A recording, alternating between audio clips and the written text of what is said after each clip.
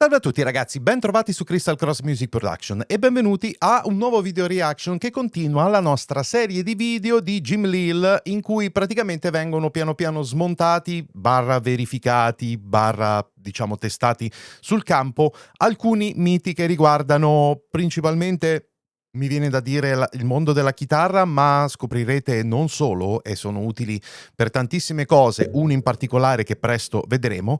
E beh, questa è una nuova puntata, per così dire, dopo aver parlato del suono, del tone della chitarra, dopo aver parlato del sustain della chitarra, parliamo di una delle cose più importanti, se vogliamo.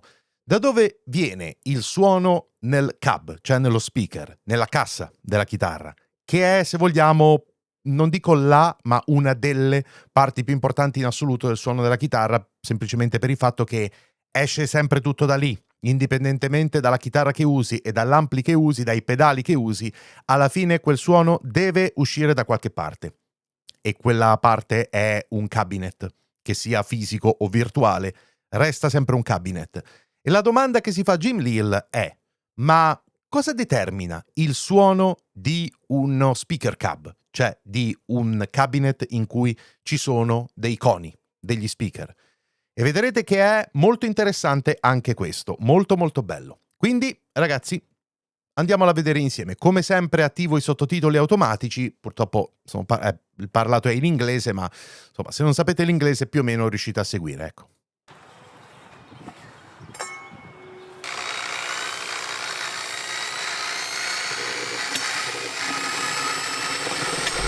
My name is Jim. I'm a musician in Nashville, and I'm trying to figure out where guitar tone comes from. I've done deep dives on the electric guitar, sustain, strings, scale length, and now it's time for speaker cabs. The speaker cab is the wooden box where the sound... Allora, la serie di Jim Lill di video è compresa di tanti video. Io qualcuno l'ho saltato, tipo quello delle corde e della scala della chitarra. Magari se volete lo vediamo dopo, se siete interessati, però è meno interessante di questo, o quello del tono della chitarra, o anche quello del sustain. I miei due preferiti stanno per arrivare in realtà, però questo dello speaker secondo me è comunque molto molto molto importante. Sound comes out, and I'm interested in seeing how that wooden box affects the guitar tone. This started last summer when I went to a friend's house.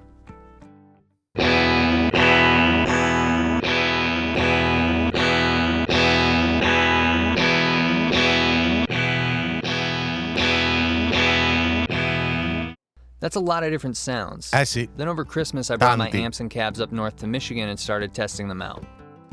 Tra parentesi, immagino che chiunque faccia questa professione da abbastanza tempo, ovvero anche da poco, sia perfettamente consapevole che anche lo stesso cabinet, con gli stessi coni, potresti avere due cabinet che suonano davvero parecchio diversi l'uno dall'altro, e all'interno dello stesso cabinet che monta, diciamo, i classici e comunissimi Celestion V30, Vintage 30, i quattro coni montati nella stessa cassa che hanno lo stesso modello, identico, ma hanno quattro suoni diversi. Già, proprio i coni, non soltanto per dove sono posizionati nella cassa. Quindi immaginate poi questa cosa tra diversi cabinet. Questo cambia davvero tanto il suono, a differenza di altre cose. Questo è proprio impossibile da mancare, cioè si sente a un miglio di distanza.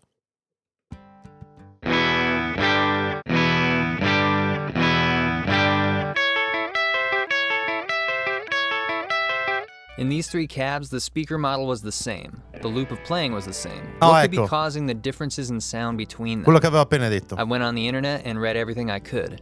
And the deeper I dug, I kept finding endless amounts of tiny details that people said affected the warmth, punchiness, airiness, tightness, looseness, and whatever they think the word resonance means.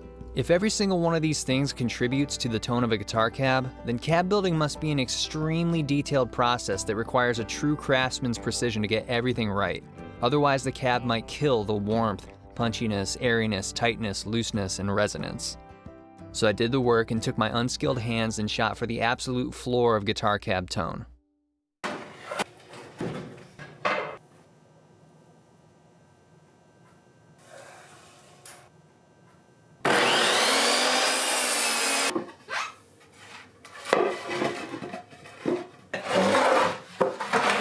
clamp it this way?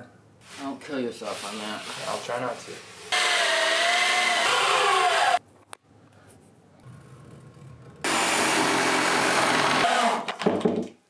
This is the scrap cab. It was made entirely out of old, warped and rusted leftovers for $0 by someone who had never built a cab before.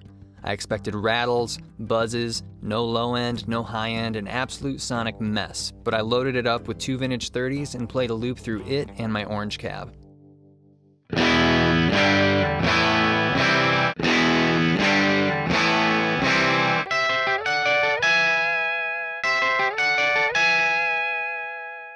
Huh, it wasn't as bad as I thought.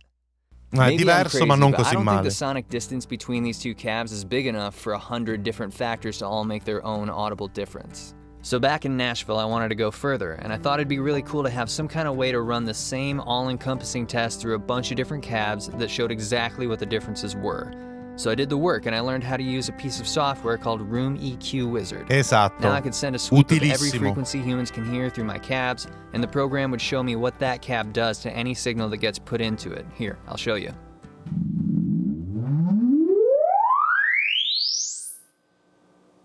L'intero range di frequenze.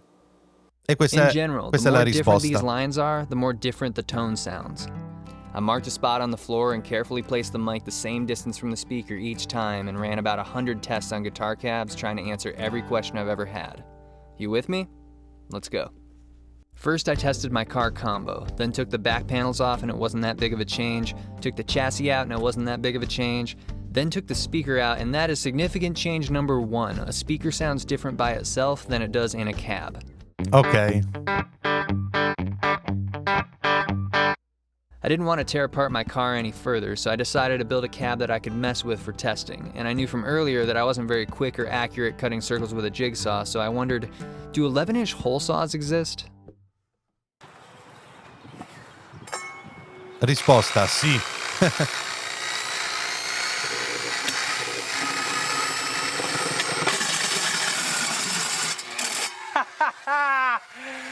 All right. È un po' più decente. Ma lo potrei costruire persino io.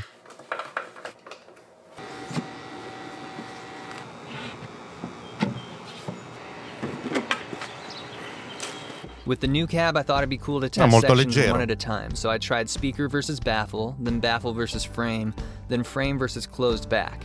And that gave me significant changes number 2 and 3. Bare speaker versus baffle sounded different, and no back versus closed back sounded different. Ok, e questi sono i primi cambiamenti importanti. Il primo è stato: il cabinet ha un effetto sul suono dello speaker, diciamo da solo. Eccolo qua. Importantissima differenza, lo vedete dal grafico, proprio il giorno e la notte.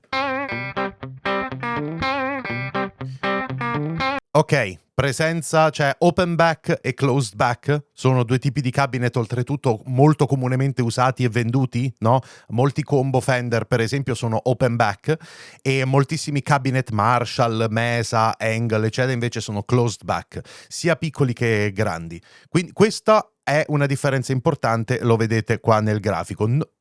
Importante, grossa, non gigantesca il giorno e la notte come prima, tra l'assenza del cab e il cab, cioè il solo speaker, però comunque assolutamente rilevante, guardate qua che roba.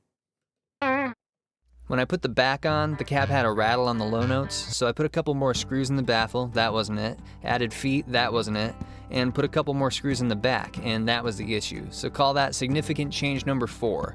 If the back isn't snug and there's too much space between screws, it might rattle.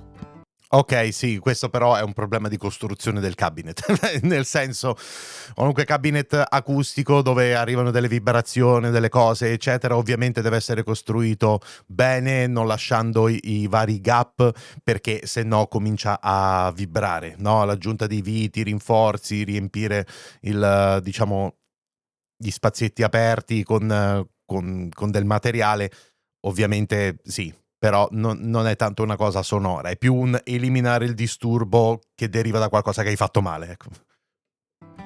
Seeing and hearing the difference between no back and closed back made me wonder, at what point does a closed back cab become an open back cab? So I did the work and drilled bigger and bigger holes in the back until I was out. Questa è una cosa che prima di vedere questo video mi sono sempre chiesto, ovvero open back significa tutto via? No, perché l'open back di solito, avete mai visto un combo Fender dietro com'è? Non è del tutto aperto, è aperto tipo a metà, qualcosa del genere, no? Qualcuno di più, qualcuno di meno. Quindi, questo è interessante. Drill bits, then carved holes until I got tired, then sawed squares until there was no more room. I never would have predicted the results I got. A cab does not simply go from closed to open. The first 14 holes I drilled behaved identically to a closed back. I honestly thought trapped air mattered and the cab sound would pop like a balloon as soon as I drilled the first hole, but the cab didn't seem to care if it was airtight. It kept sounding the same. After that, the low end cratered, but then the weirdness started.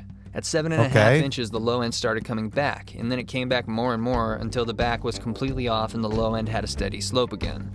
But what does this actually mean? It means the low end isn't just fullest with a closed back and thinnest with no back. There's actually a point in between where it gets thinner than either of them, depending on the note and how big the hole is. See if you can hear what I'm talking about.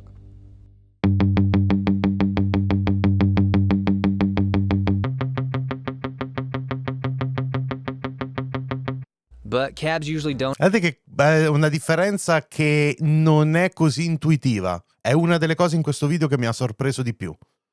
Have holes and squares cut in the back. They have gaps between a top panel and a bottom panel. So I made another back and cut it to make smaller and smaller panels with a bigger and bigger gap. And it showed the same kind of thing but much more quickly. Maybe because more wood was getting removed each time. So this would certainly be significant change number 5. The size of the back panels and the gap between them has a complex relationship with what goes on below 200 Hz. Il retro del cabinet, quanto è l'apertura, ha una complessa relazione con quello che succede al di sotto dei 200 Hz. Mi viene in mente che la frequenza a cui questo avviene dipenda anche dalle dimensioni del cabinet, perché lui ne ha fatto uno relativamente piccolino rispetto a certi standard, cioè rispetto a una 4x12, e un po' più grande rispetto ai combo più piccolini, perfino quelli belli, cioè nel senso quelli boutique. Questo lo so per esperienza perché ne ho registrati un paio di veramente belli e molto costosi. Quindi immagino che ci sia anche questo da considerare, però credo che abbia a che vedere con la frequenza a cui questo inizia a avvenire. Non credo che cambi il modo in cui questa cosa avviene mano a mano che il cabinet è più aperto. Però mio Dio, se è interessante, perché non è tutte basse, zero basse, no, cioè prima spariscono, poi piano piano ritornano. So that could affect how full the low notes on the wound string sound. After that, I wanted to test baffles. Dr. Z sometimes uses double baffles, and 50s Fender Tweed amps apparently had thin baffles, so I added a second piece of wood with a hole in it, tested it, then took both off, did some sanding to one of them, put that one on, and tested again.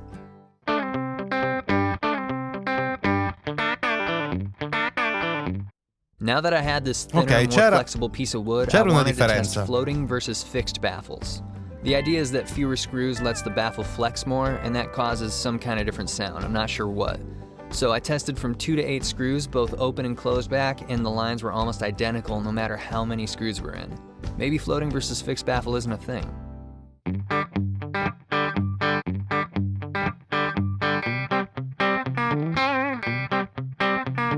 È virtualmente identico. Però la presenza o meno del baffle qualcosa cambiava. The hole is off center. I made some more baffles and tested with the hole offset to the side, downward, and upward.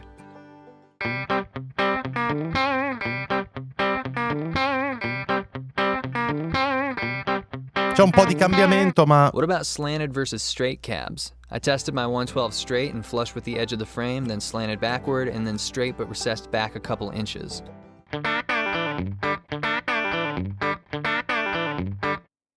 Up until now, this 112 had been birch plywood. What if I changed the material? I started by swapping the birch ply baffle for cheaper oriented strand board, then did the frame and back. At this point, I thought it would be cool if I could do some baffle tests on a 212, and if ply and OSB don't sound any different, then I could stretch my video budget a little bit farther. So I did the work, got more OSB, and made a 212 with 2 different baffles. One put the speakers close together as they could be, and the other put the speakers as far apart as they could be.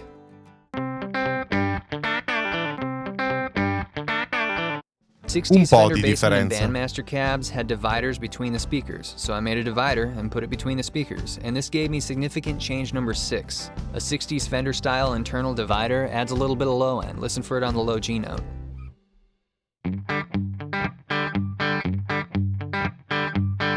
I wanted to test grill cloth, but I didn't have grill cloth, so I pulled out 6 white t-shirts and draped them over the speaker one at a time.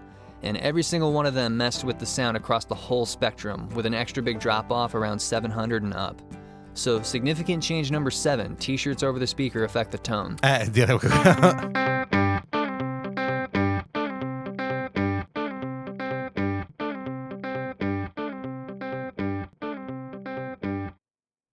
But t-shirts aren't grill cloth, so I broke down and got some used grill cloth that happened to come with a Marshall 412. 2 birds, 1 stone.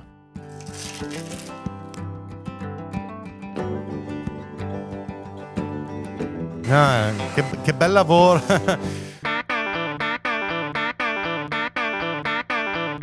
Virtualmente identico. Virtualmente It took identico. all 4 pieces of cloth to do less than half of what one t-shirt did, but this is technically significant change number 8. Multiple pieces of grill cloth can add up to audibly reduce high Sì, frequencies. veramente, i cambiamenti che abbiamo visto prima nella composizione del cab sono più importanti di questo. Speaking of things in front of the speakers, did you know there were wooden planks crossing in front of the speakers on vintage 60s Vox combos and cabs? I didn't until recently. It seems like a big thing to leave out of all the reissues and clones. So I made my own planks and put them in front of the speaker on my 112, and guess what? Significant change number 9. The Vox style planks knock down everything above 3K, sometimes up to 10 dB. Remember how I had that Marshall Ok, 412? sì, però aspetta, qui ci ha piazzato il microfono praticamente davanti. Se ho visto bene, scusate. Sì, sarà per Remember quello. how I had Vabbè, that Marshall questo è un po'... 412 now? Vabbè. Well, I wanted to see if the sound changes when you have different off-mic speakers. So I started with the cheap speakers that came with it, then kept swapping them out with vintage 30s, bringing me to significant change number 10, the off-mic speakers matter, at least in this case.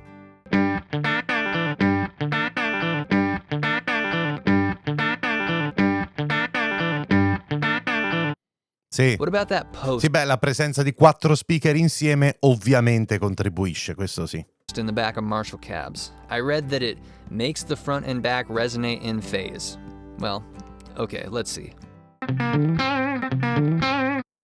I also got another cab. This is a custom 212 from 2007 that belonged to JT Cornfloss, and it has a switch that lets you pick whether the speakers are wired in parallel for 4 ohms or series for 16 ohms.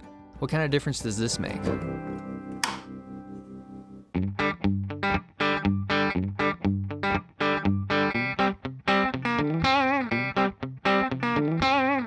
Un pochino. And I have another one of JT's cabs. This one is from around 1996, and it has the option of plugging into each speaker separately for running stereo.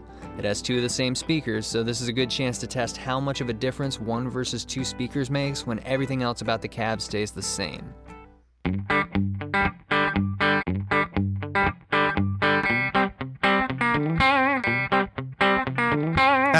Interesting. Significant Importante. change number 11. Number of speakers matters, but the difference here was much smaller than I was expecting. I thought up this idea. Ok, sì, beh, effettivamente, se ci pensa, uno pensa che avere tanti speaker cambi fortemente il risultato finale. Cambia? Non tantissimo quanto uno potrebbe pensare, però cambia, dai. 2 cabs were the same dimensions, same volume in cubic feet, but the speakers were mounted on different sides. Would it matter if one had the speaker in a baffle that was bigger and could theoretically flex more, or if the other cab was deeper instead of wider? So I did the work and I made the 6-hole cab. This cab is 15 inches by 25 inches by 35 inches, and there are holes drilled in every side so the speaker can go in anywhere. So what does it sound like? Can you hear the sound of different size baffles or different depths or widths or heights if the total volume's the same? Figa sta cosa.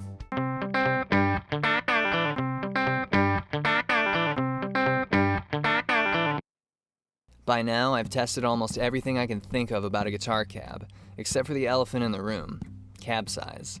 Cab size is a tough one because I can't just take my Marshall cab and make it smaller, or my car combo and make it bigger.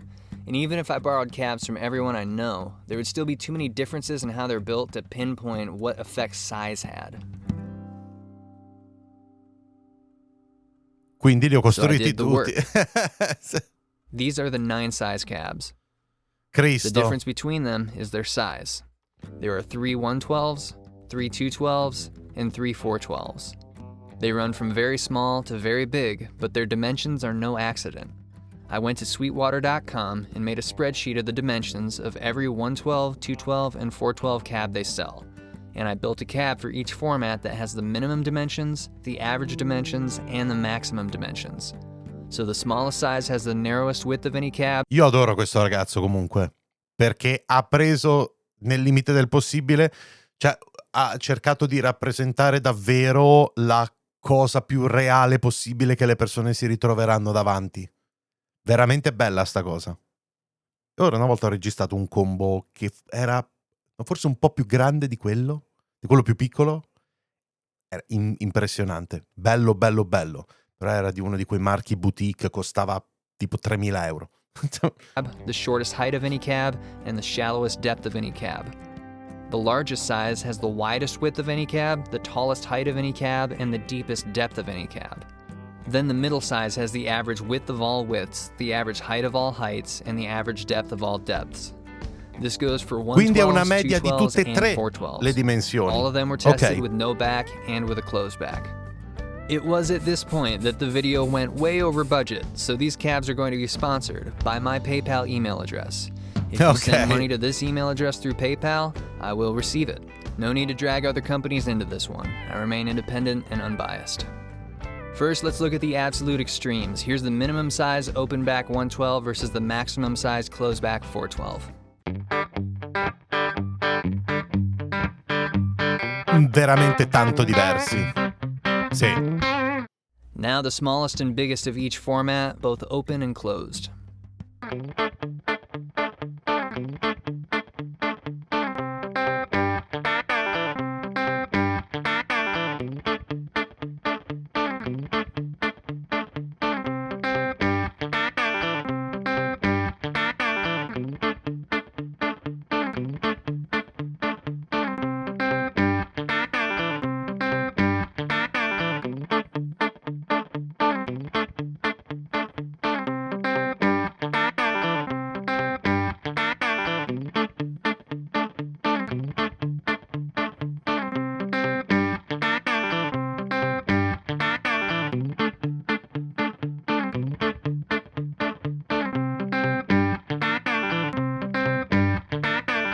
And how about the difference between average size 112s, 212s, and 412s?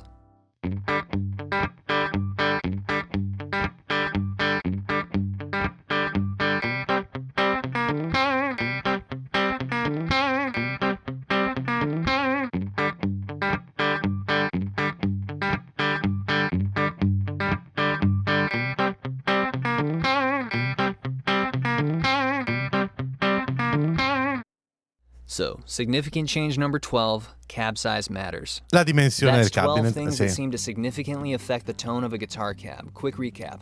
1. A speaker by itself sounds different than when it's in a cab. 2. A speaker by itself sounds different even when it's only in a baffle. 3. A cab with no back sounds different than a cab with a closed back. 4. A closed back cab with a loose-fitting back panel and too much space between screws might rattle. 5. The size of the gap in the back of a cab has a complex relationship with low notes under 200 Hz. 6. An internal divider affects the low notes under 200 Hz. 7. T-shirts over the speaker affect the tone. 8. Multiple overlapping pieces of grill cloth over the speaker affects the high end. 9. Vintage Vox-style wooden planks in front of the speaker affects the high end.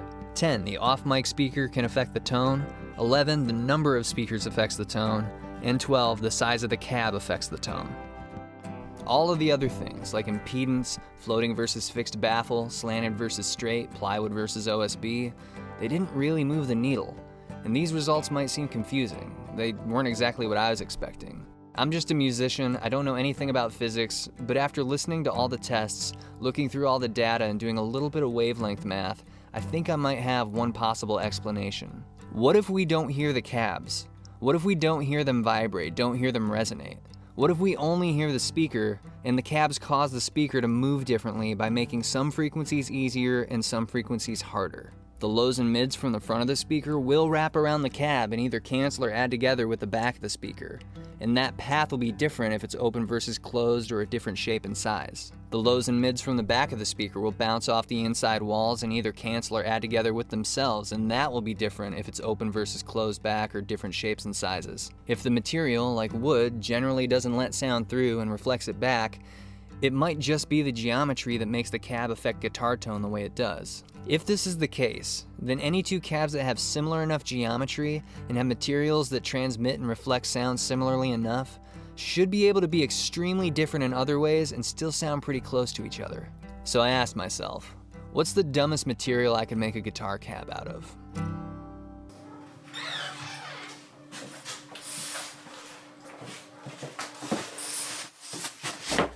This is styrofoam. It is Polistirolo. lightweight, brittle, artificial, and I imagine it resonates and vibrates differently than wood. I sliced it up and caulked together a cab that's the same dimensions as my orange PPC 212, which is a $900 guitar cab made out of 13-ply Baltic birch. So, using the same mic'd up speaker, I tested both.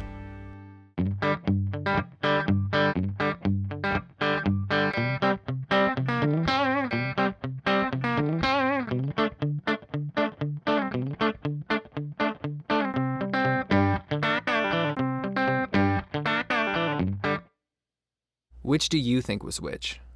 I'm gonna keep doing videos like this for different parts of the chain. Hopefully you'll join me. E questo è, allora, questo è uno di quei video.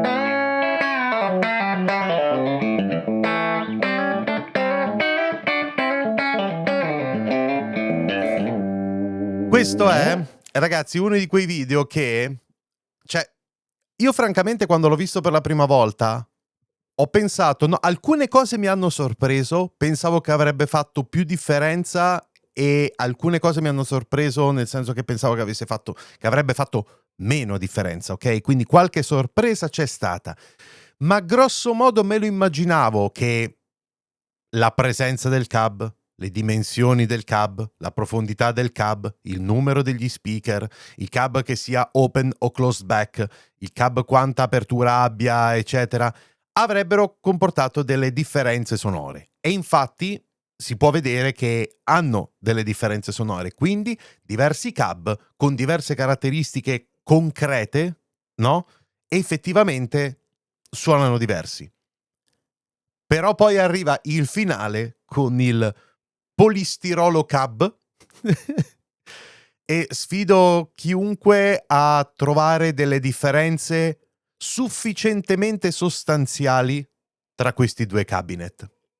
Il che vuol dire che è un'altra delle bellissime notizie, perché significa che chiunque potrebbe costruire una vasta serie di cabinet da tenere in studio se ha lo spazio, come ha fatto lui dal più piccolo al più grande, praticamente copiando le dimensioni di vari cab o creandone di oversize completamente e avere un risultato sonoro in base allo speaker, ok? Perché tutti spero che sappiamo che gli speaker invece suonano estremamente diversi l'uno dall'altro proprio, ne ho parlato all'inizio, quindi quello è proprio un mondo a parte, ma il cabinet, ok?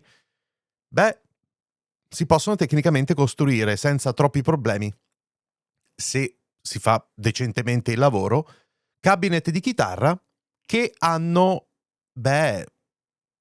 tanti speaker diversi e uno può scegliere le dimensioni o anche avere un sistema, ho visto uno studio che lo fa, con tanti cabinet con le clamp, queste cose che praticamente cambiano molto velocemente gli speaker e i cabinet e questo speaker su quell'altro cabinet eccetera per poi microfonarli.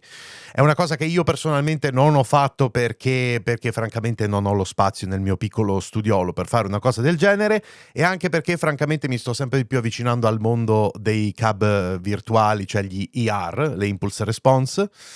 E però è comunque una prova molto interessante e un altro tra virgolette debunking che in realtà è una ottima notizia per tutti. Una volta che il cab è ben costruito e lo speaker è buono e hai scelto la dimensione eccetera, quello che ti serve, alla fine praticamente non serve spendere una marea di soldi per il cabinet. Ovviamente per qualità costruttiva poi potrebbero esserci delle differenze, e a uno può piacere esteticamente un cab rispetto a un altro, questo è sempre possibile, ma alla fin fine, per differenze importanti, non serve fare i salti mortali. Ok? E questa è sempre una buona notizia nel campo della musica, perché consente a più persone di fare più cose e applicarle correttamente. E smentisce gli elitisti devoti del dio delle piccole cose con la magia, che è sempre una buona cosa anche questa. Quindi ragazzi, questo era un altro video di Jim Lill, spero che vi sia piaciuto. Fatemi sapere anche voi ora ovviamente che cosa ne pensate qui sotto nella sezione commenti. Ce ne sono almeno un altro paio da vedere che secondo me sono i più belli, ok? E beh, noi ci vediamo alla prossima ragazzi, grazie mille per aver visto questo video, ci vediamo al prossimo, mi raccomando iscrivetevi al canale se ancora non l'avete fatto, lasciate un bel like a questo video se vi è piaciuto e qui sotto in descrizione ci sono un sacco di link utili, d'accordo? A presto ragazzi.